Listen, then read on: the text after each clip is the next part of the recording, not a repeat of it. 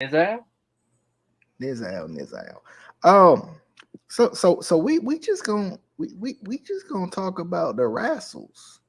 That's about it. I mean, I know we do that every week and stuff, but this time, except for last week. except for we do it every week except for 1 week sometimes. Gee, why was that? Why didn't we do it last week? Probably because I forgot to watch the shows and y'all ain't move on without me. I blame y'all. Yep, I do. You had one job. I blame y'all. Um, Also, I still to this date haven't watched those shows. Were they good? Were they bad? Cody and Seth was amazing. That's all you need to know. Well, I mean, I could have knocked that out in a day. I could have knocked that out in a day. You had but multiple anyway, days. But anyway, Including the day we said, hey, let's talk about Hell in the Cell tonight. so You had so many days. we're gonna talk about MJF potentially being the next, I guess, technically interim AEW champion until Punk comes back. Also, I'm gonna talk about Brother Nero and his struggles. Was there one more topic on the list of topics? Injuries, I think. We were gonna talk about the illogical fucking formation of Judgment Day just to kick Edge out. Oh, Which I mean, like there's two scenarios, but it's been reported, the latter being reported, that Vince really wanted to have the group to be supernatural, and Edge said, I saw that report. no. Yeah. And they said, like, all right, Balor it is. Yeah, and it's funny because I saw somebody talking about it, and they were like, I mean, Edge is pretty. They were like, so WWE really doesn't want anyone to have creative control, do they? Because Edge is pretty trusted within WWE, I would think, to do his own thing, and they wouldn't even let him do his own thing. So WWE is just weird. I don't get it. I don't know what they're doing. I don't know what direction they're going in. I don't know why they're doing it, and they're just confusing. They're really confusing. Not even gonna lie. They've been that way for like 50 years. That's true. That's true. Oh, but anyway, DJ here. Casey is also here. I would say there, but y'all can't see nobody, so and Adam is here as well. No, Justin. Ain't no telling what he is. I mean, He's a traitor. Usually Narnia, but I mean, I would say Justin is more consistent on other podcasts besides ours. I would say that. He's more consistent on any other podcast than ours. Justin is more consistent doing the Juggernaut show than he is showing up here. Anyway, which, if anyone knows that joke, It's true. But let's jump into the topic of conversation. Hell in a Cell. Oh, sure. Did y'all want to give your thoughts on Hell in a Cell at all? I mean, I know we're like a week late, but I mean, while we're here, The show was hell. It was a show. Actually, truth be known, the only match I watched was Cody and Seth, and I didn't care about anything else on the show. Same. And by the way, for all you dum-dums out there to think that was makeup on Cody's chest, you've never torn a pec. I mean, I've never torn a pec, and I could believe it's a torn pec. Let's see. Oh, I mean, also, since the last time we've been live, MJF did the quote-unquote pipe bomb, which I wish, like, great promo, let's just say, but why does everything that's a worthy promo have to be a pipe bomb? Why? Why? I feel like because before. Because nobody has been allowed to stretch what people to be believed to be the truth, but still kind of work it. I mean, like, to me, that was 98% a shoot and 2% a work. Yeah, because like there is absolutely no conceivable way that Tony Khan either lets him go, fire him, let him sit at home until his contract's up, blah blah blah. Yeah, I could see that. I mean, because he's one of the top talents in the business, if not the top talent, depending on who you ask. I would say, definitely a top heel. I mean, I enjoyed that promo a lot. I thought, I mean, I didn't watch it 800 times like Justin would, but I watched it 801, so he can suck it. But I will say, I did thoroughly enjoy it. It was a good promo. You know, it's always fun when you get that rare blur the line style promo, and I'm not talking about the Robert Thicke song. Oh my god!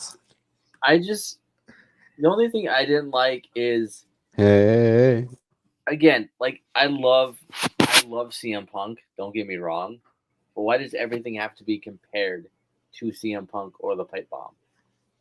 Yeah, That's what annoyed me. It was like, oh, it's the new Pipe Bomb. Can it not just be a good fucking promo? right. Why does it have to be the quote unquote Pipe Bomb? well, and again, I'm not trying to justify it per se, but again, in this, like I said, that's why I've put like in this day and age, like Punk, like first and foremost, just full disclosure, I found Punk, MJF's to be just a little bit better, just in terms of the conviction. He meant every word of what he said. Like I said, the way that he, like he had the crowd eating out of the palm of his hand, but he still like called him out too, of saying like, you know, which was very Punk-esque, of like, you know, hey, all you people that are cheering me right now, where were you? And you know, da da da da da da da da, you know. But it's, I'm with you. It's like can't we just let it breathe and just say that it was an incredibly, you know, incredibly great promo? I'm not so.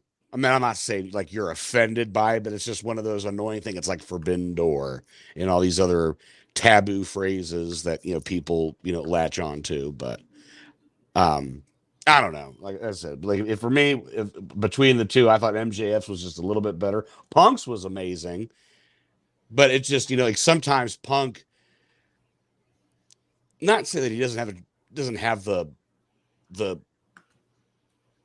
you know, speaking from the depths of his soul, but like that's when like Jake Roberts did, he was speaking softly, so you like people had to latch on to every little word he said. It just, MJF was just in your face, and I may watch this after we're done recording. And the thing is too, like I think, and not to say that Punk's was expected, but I think this one was more unexpected. Just because like of the state of the wrestling business as a whole. You know, you just don't see this type of thing. You don't see this blurring the lines thing unless you're watching something outside of whatever's on national television. Like national television does not allow, like national television and the sponsorships and all that do not allow, doesn't, you know, allow for wrestling to be, gotta have structure. To be, yeah. I half expected it because of how AEW is. Anything to get viewership, anything to get people talking about them. So that's why I like, kind of like what Adam said. I think, you know, yes, it was a work, but there's a lot of shoot in there. And it shows, because you watch it, and right when he dropped, you know, F-bombs or whatever, it was bleeped. So they knew what he was going to say, you know, but they tried to make it seem like, oh, you know, this is a complete shoot, you know, again, to get fans, to get people to watch, to get people to tune in. So for that aspect, I expected it. But again, you know, yeah, we don't see this really in wrestling anymore, because it's so structured, and it's so, especially when you're on national TV. But I did kind of half expect it, you know, from AEW. It, you know, When he just got in the camera and said, "Tony, you fucking mark," I was gleaming ear to ear. Yeah. I saw like a clip of that, and before I watched the actual promo, And I was like, "Yep, gotta watch this one."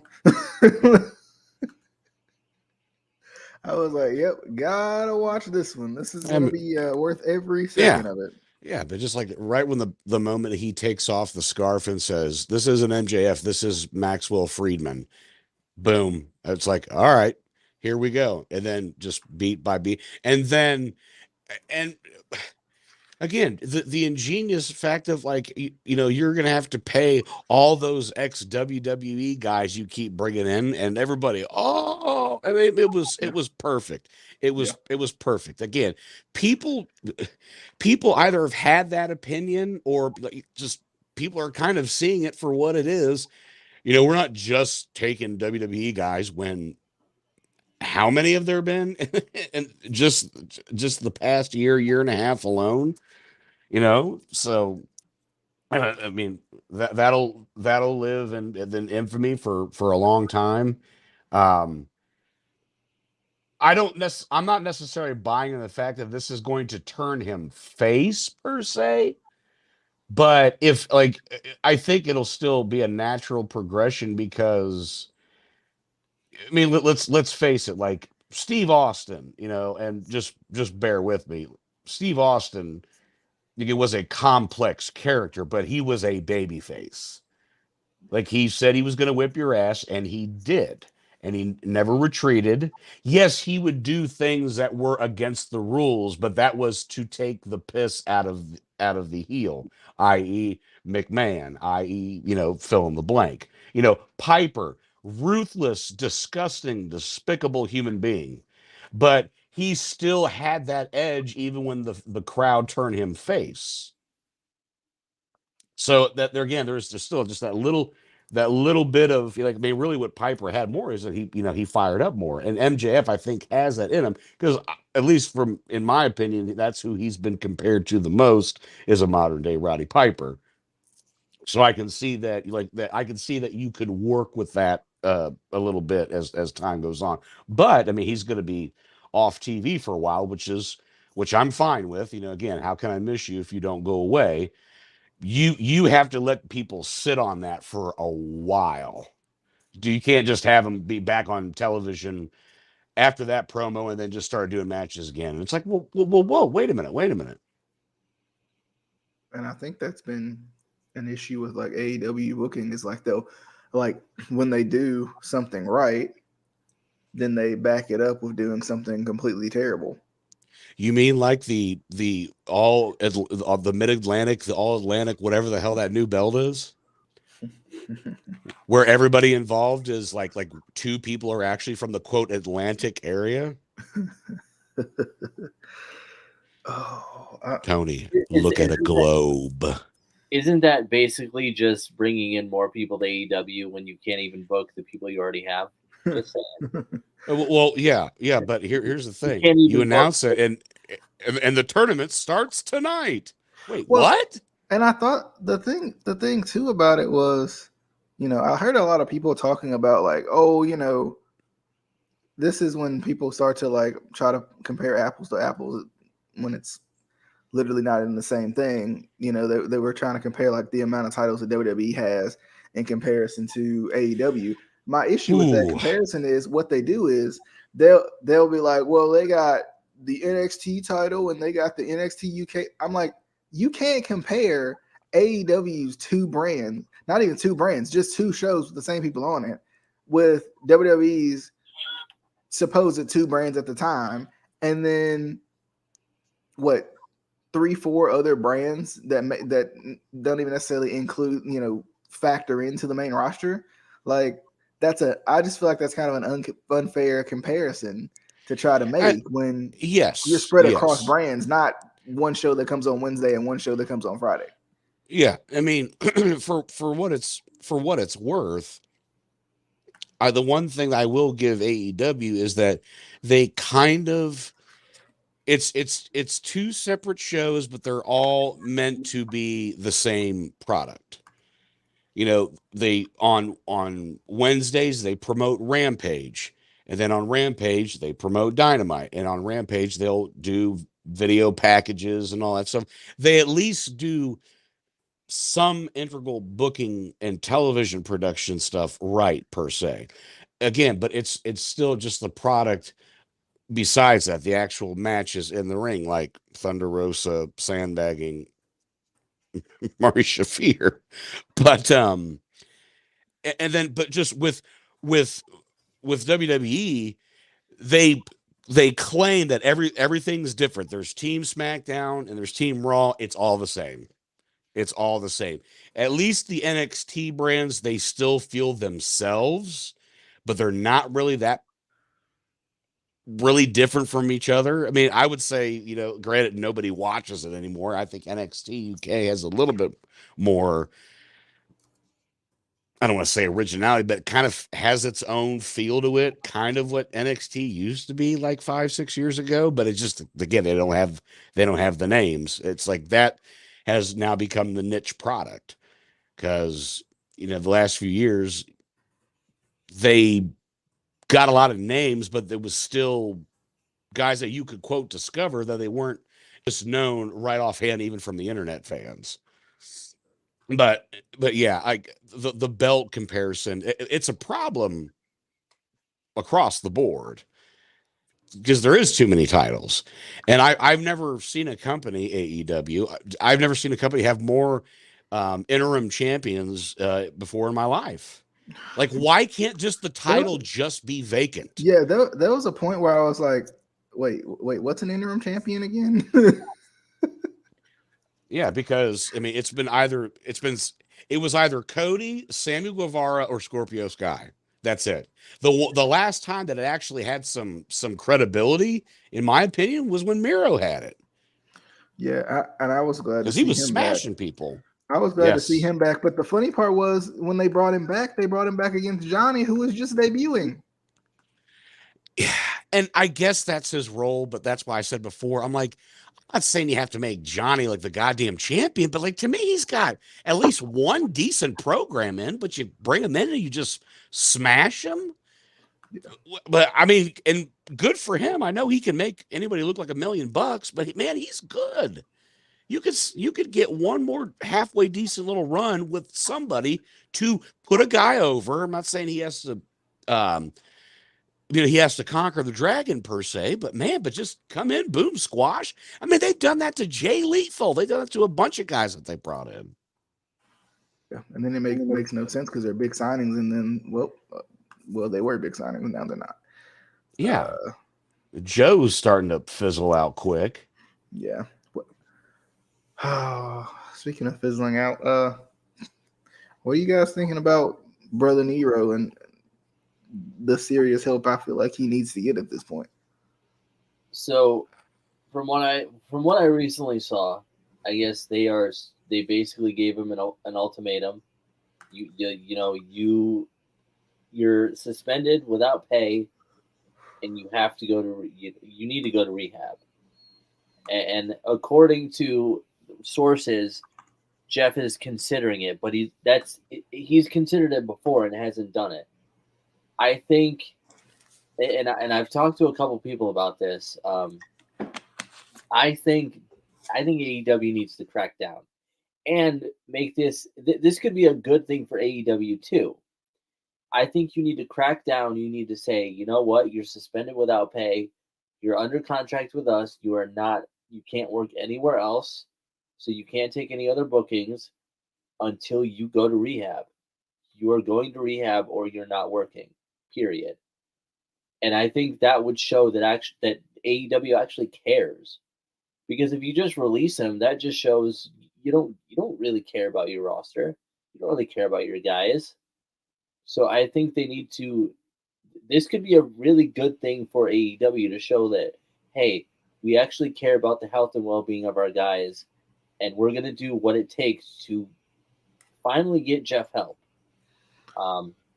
Again, that at the end of the day, that all falls on him, whether he does it or not. But you gotta crack down and say, hey, you're not working unless you go to rehab. You're not working another match. You're not getting paid unless you go to rehab. You need it. I think something's got to give. Yeah, I, I agree I with that too. I feel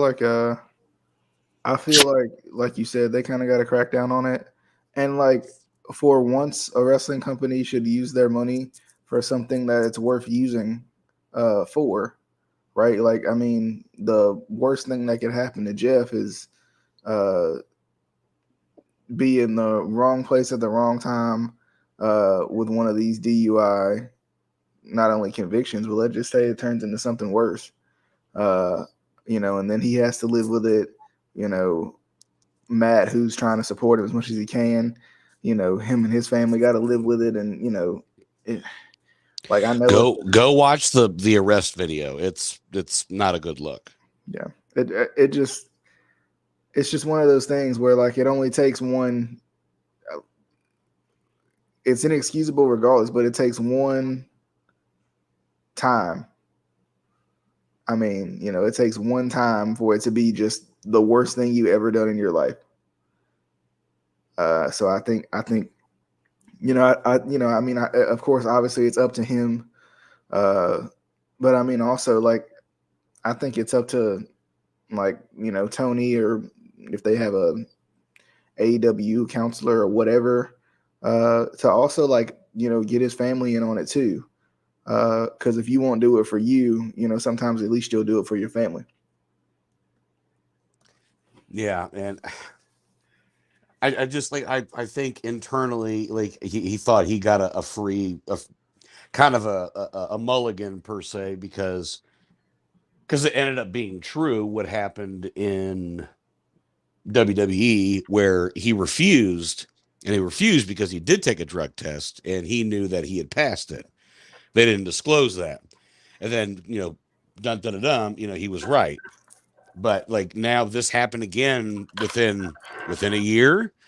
So it's like, dude, like regardless if you were right that time, there is a pattern. There's been a consistent pattern for years. And that, as they always say, you have to help the person not do damage to themselves or others. That's a liability. Casey brought this up. I got to protect you. I got to protect you against your opponent, because you can't have them be put in the line of fire on this. Like, I mean, I don't know if you've noticed his swantons now, a little stiff. It looks like all of that body weight is going directly into their sternum. It does not look like a safe bump. But I mean, again, I feel terrible for him. I obviously I've never gone through that per se, but I can empathize with somebody that, I mean, you with an addiction, you have to suffer with that and deal with it every day. Even if you kick the bucket, or at least if you come away unscathed and you pull the nose up, whatever, though, you're still fighting that. You're still fighting it. But Tony does need to do something. For some that people may think it's a little harsh, I'm like, I'm sorry. Like, you have to represent your company properly. And one of your participants is not doing that. So, I mean, you gotta make a tough call. Yep.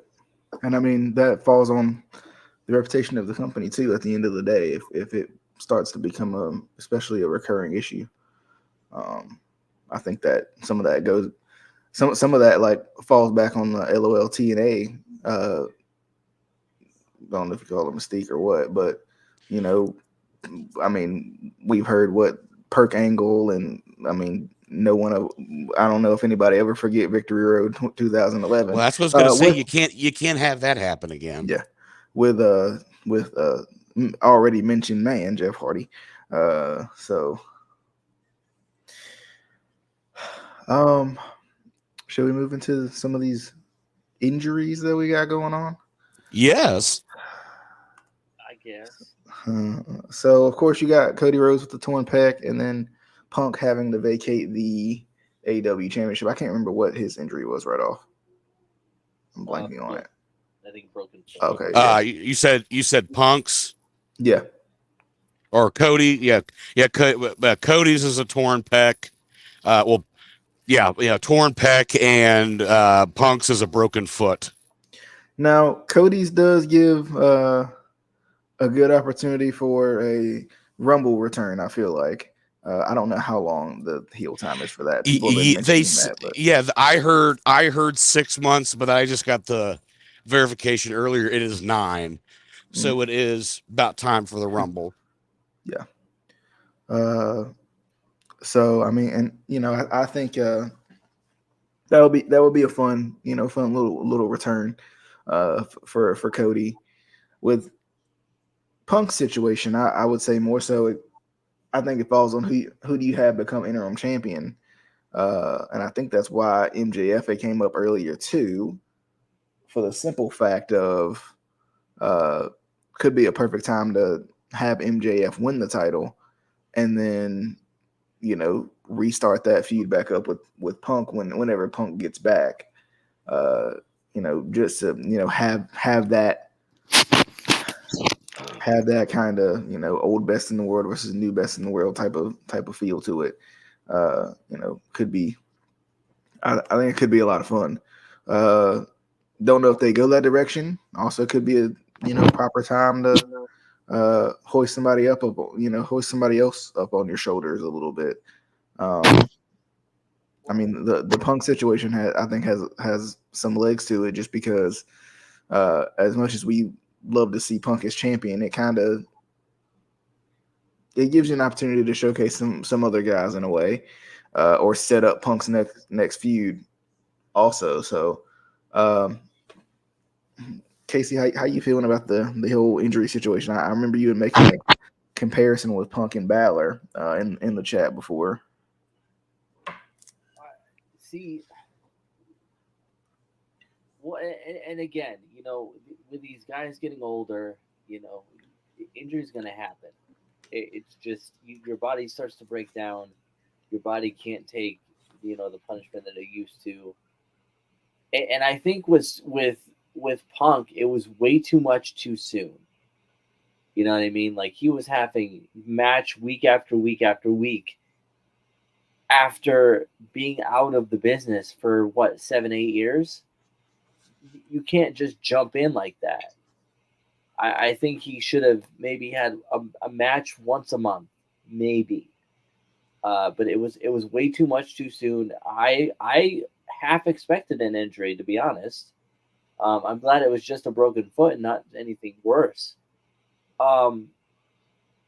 As for MJF, and Adam and I have talked about this. He'll be back in just a second. He had to go run to get something.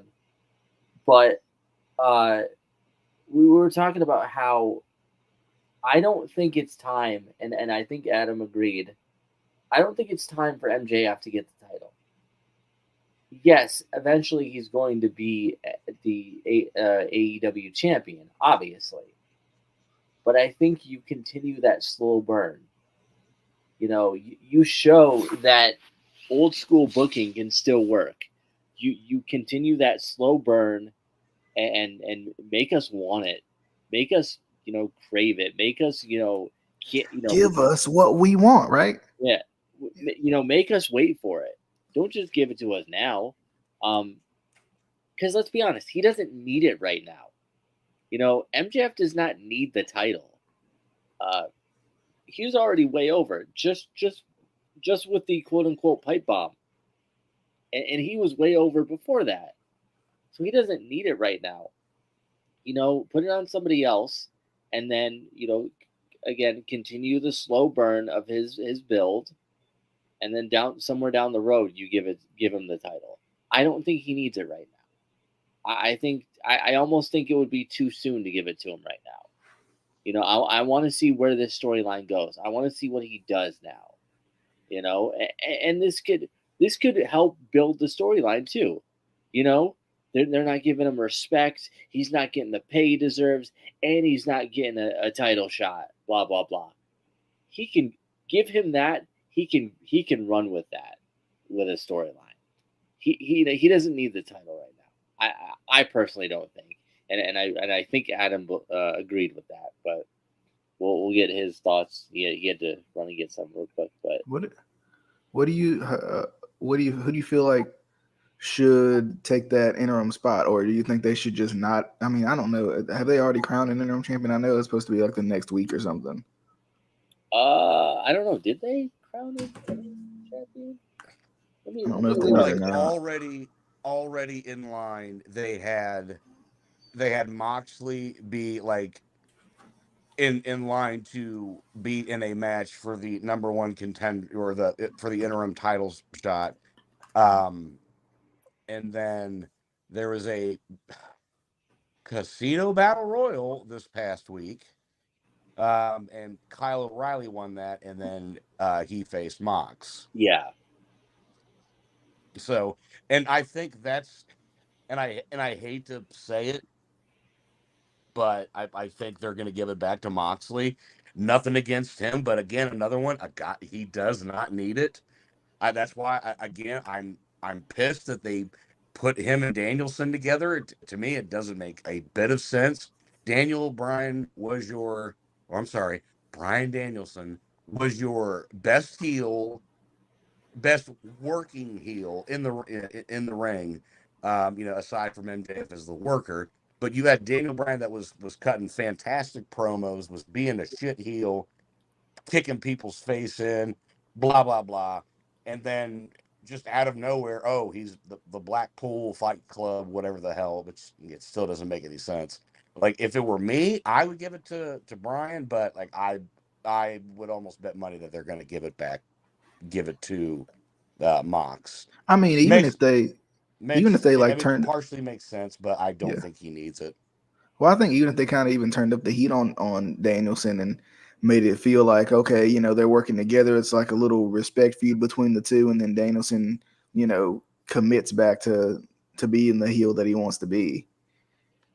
Well, and to kind of, because I don't know how much Adam heard, but I think you and I agreed that MJF doesn't need the title right now. Not right now. No. Yeah. Not right now. People will clamor for it. He needs the right opponent. Because like I said, I don't know if they are going to pull the trigger on him being a face or let him get his heat back, quote unquote. He needs to, beat a babyface champion. So like, again, yeah, you got to let this breathe. You got to let this play out down the line. But yeah, right now he does not need it. All right. Y'all got any more thoughts? Any final thoughts? Anything else you guys want to say? I think that's it. For me not necessarily on the Punk injury, but even though Punk, no more springboards. And actually, no, I take that back. I take that back. And just in terms of last thoughts, Casey brought it up. I did think they not too much too soon per se, but I think they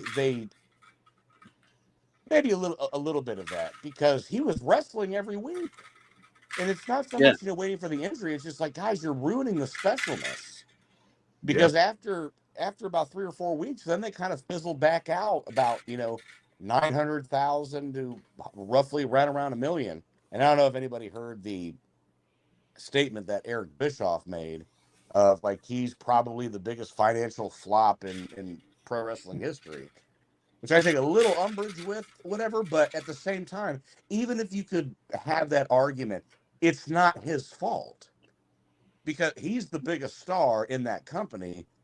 But again, it's a product of the rest of the. It's an example of the rest of the product is shite.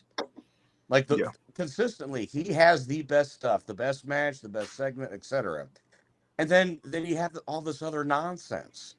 Oh, you're talking about the weekly 10-man weekly 10-man tag, and my God, just too much. But I just like that was more of my thing. Is it's like to me, you kind of ruin the specialness. Like it's like he's still special, but like like maybe he can come out and talk, but maybe have a big match once or twice a month on TV or on a pay-per-view, et cetera, et cetera.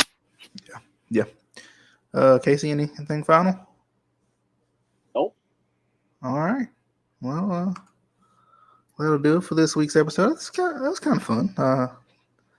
I feel like the one video Justin probably would have actually wanted to actually give his input on, we actually did, and he didn't come.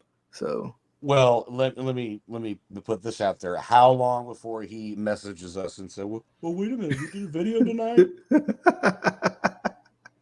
Right. But anyway, as always, hope you guys have a good rest of your day, night, whatever time you're watching this. Be sure to listen to us on Spotify, Apple Podcast, Anchor, etc., etc. You can watch us on YouTube. Don't y'all got a new show or something? Do y'all want to promote that? Oh, are you talking about The Real Deal? I mean, I heard through the grapevine, through the.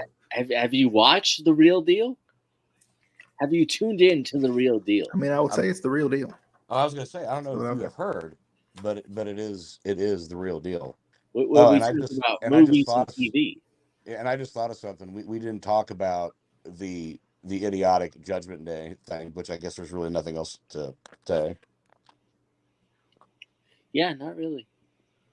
Yeah, I mean that was I mean, like I was saying before, why would you, for a guy you can trust as much as Edge, why in the world would you not let him take the idea where he wants to, when obviously Bruce Pritchard specifically, I guess Johnny Ace specifically, your ideas aren't working.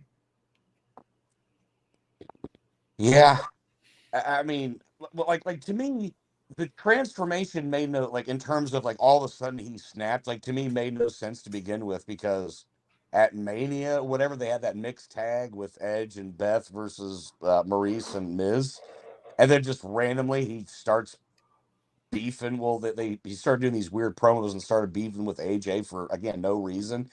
And then I kind of was starting to get into it a little bit just because of the package, the visual.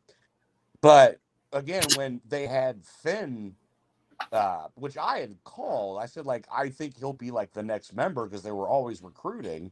But then they kicked him out. I'm like, furthers my point of, like, this makes absolutely no sense.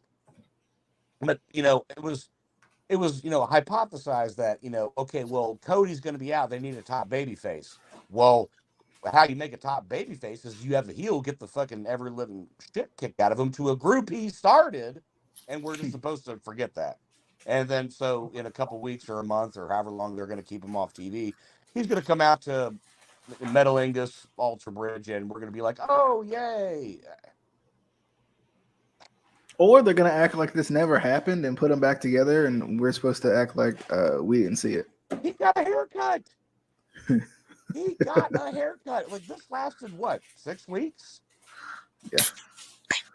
So now the House of Black on AEW is going to be like, ha ha ha, now we're more ridiculous. Well, goodness. Good old WWE. Gotta love them. Yeah. As always, like we said, watch us, listen to us. I feel like The Real Deal is at least on YouTube. I don't know where else you guys are. It's on the tube of the U. It is on the tube of the U. Anybody want to hook us up with a theme song? Inbox me. Yeah, that would be helpful. But I guess we'll see you guys on the next one. On the flippity dippity. On the dippity flippity. Oh yeah. Until next